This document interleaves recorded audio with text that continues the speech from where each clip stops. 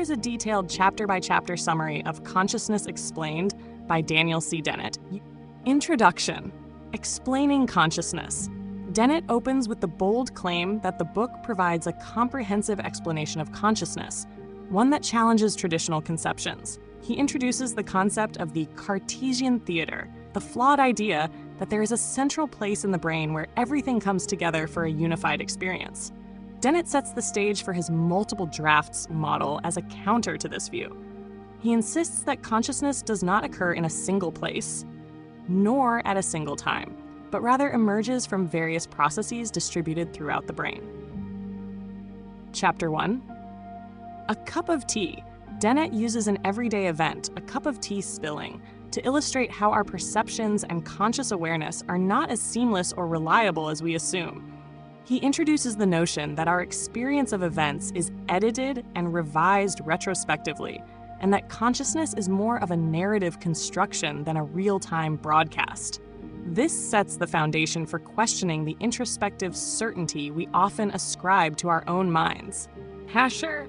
Chapter 2. The Cartesian Theater and the Ghost in the Machine.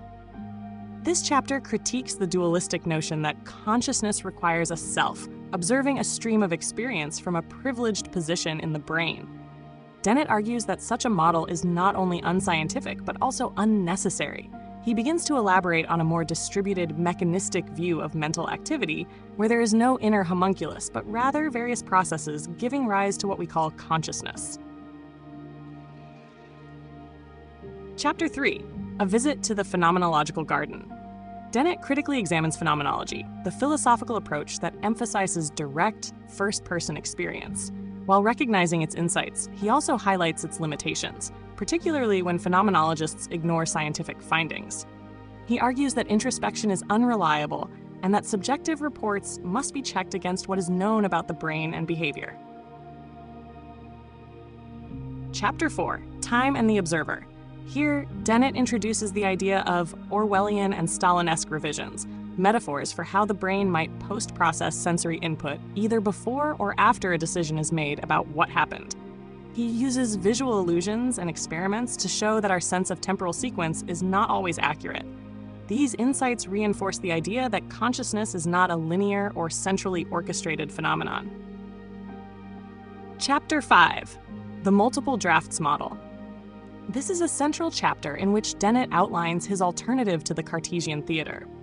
He proposes the multiple drafts model, in which various parallel processes in the brain interpret sensory data and influence behavior.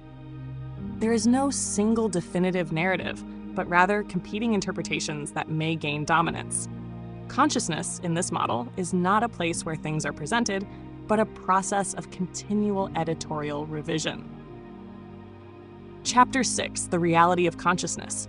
Dennett addresses the objection that his model might explain consciousness away. He clarifies that he is not denying the reality of conscious experience, but offering a better account of how it emerges.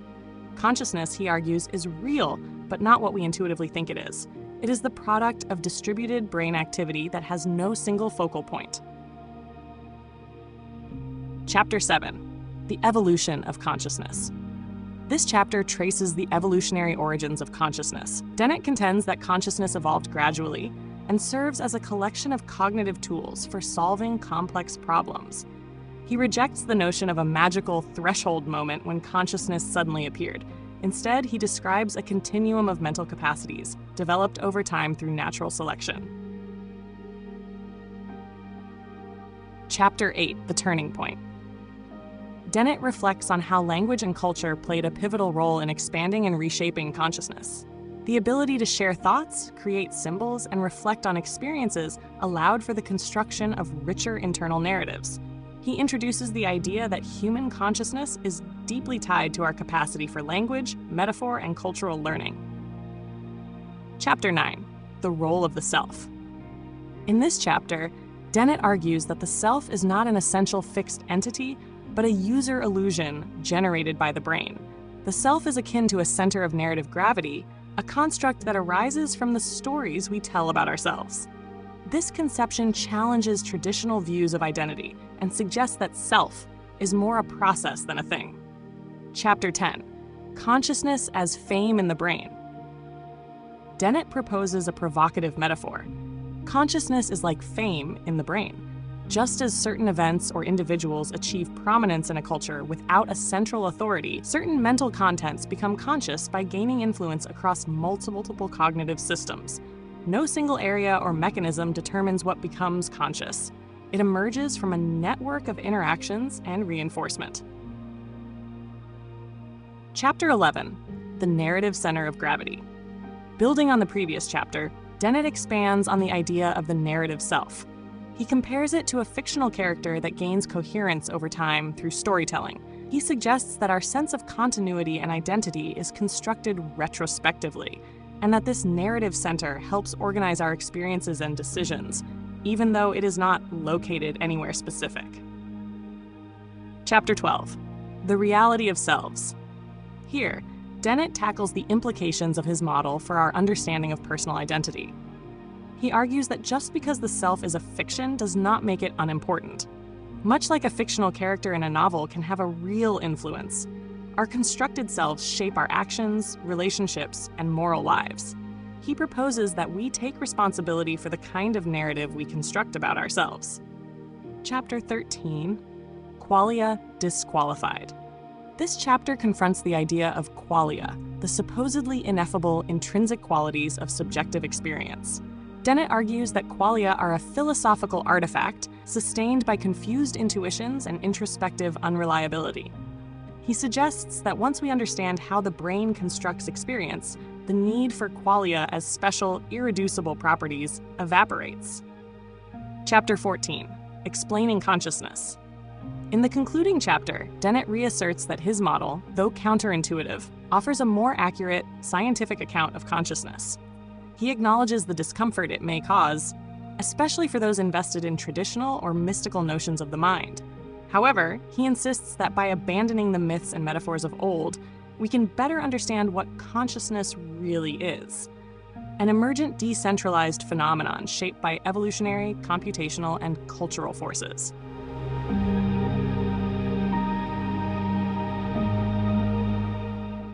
Final thoughts on Consciousness Explained. Daniel Dennett's Consciousness Explained is an ambitious and provocative work that challenges some of the deepest intuitions we hold about our minds.